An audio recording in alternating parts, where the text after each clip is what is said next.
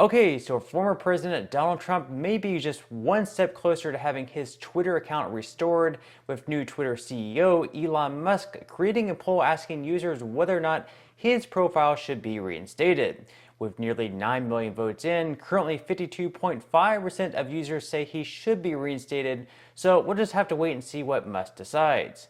Meanwhile, according to Fox News, the Justice Department recently decided to appoint a special counsel to take over investigations related to presidential records in January 6th. In response, Trump has said that he won't partake in it, saying that they're just basically politicizing the Justice Department. I want to address the appalling announcement today by the egregiously corrupt Biden administration and their weaponized Department of Justice. Would you like me to talk about that? Larry, would you like me to talk about that? This horrendous abuse of power is the latest in a long series of witch hunts. We started a long time ago. I thought the investigation with the document hoax was dying or dead or over, and the investigation into January 6th, in my very peaceful and patriotic speech, remember? Peaceful and patriotically, was dead, especially after the record-setting 40-point loss of Liz Cheney in the great state of Wyoming. I thought it was dead. I thought that put the final nail in the coffin, only to find out that the corrupt and highly political Justice Department just appointed a super radical left special counsel, better referred to as a special prosecutor, to start the process all over again. We thought it was just about dead.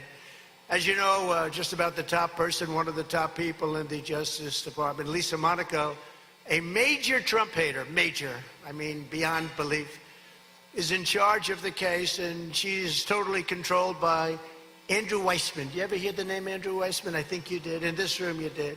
Bad person, bad guy, but he's an even bigger Trump hater. Sounds like a fair deal so far, do you agree?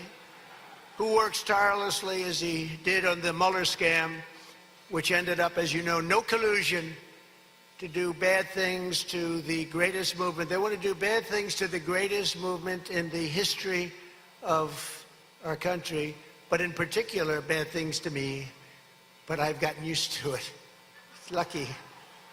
It's lucky. A lot of people wouldn't get used to it so easily. This is a rigged deal, just as the 2020 election was rigged, and we can't let them get away with it. We can't do it. We cannot let this happen to our country. At the same time, House Democrats are looking into legislation that could ban Trump from being able to serve in office under the 14th Amendment, claiming that he led an insurrection against the United States. This is a bill that has not yet been introduced and likely would really not even have a chance at passing, especially with Democrats losing the majority in the House. With Donald Trump's announcement this week that he'll be once again seeking the presidency in 2024, Democrats already sharpening their political knives to figure out how to stop him. Some now even trying what I view as a sort of dumb and pointless route, seeking to disqualify him from running at all. Representative David Cicilline, a Democrat from Rhode Island, is eyeing legislation that would bar President Trump from serving in office under the 14th Amendment of the U.S. Constitution, citing Section 3, which says, "No person shall be a senator or representative in Congress or hold any office shall have engaged in insurrection or rebellion against the same or given aid or comfort to the enemies thereof." He said, quote, Donald Trump engaged in insurrection on January 6th with the intention of overturning the lawful 2020 election results. I've drafted legislation that would prevent Donald Trump from holding public office again under the 14th Amendment. The insurrectionist disqualification clause is a 19th century clause passed in the wake of the Civil War aimed at keeping Confederates from coming back into power.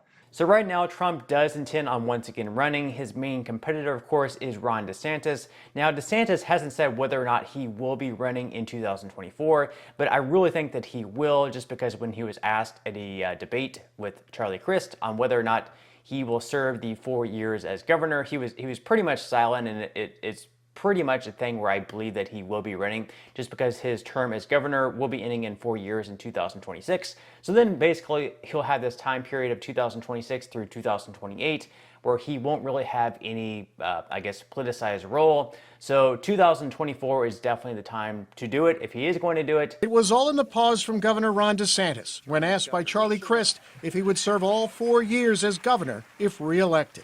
Yes or no, Ron? Will you serve a full 4-year term if you're reelected governor of Florida? It's not a tough question. The governor didn't speak, and when he did, he fired back. The only worn-out old donkey I'm looking to put out to pasture is Charlie Crist.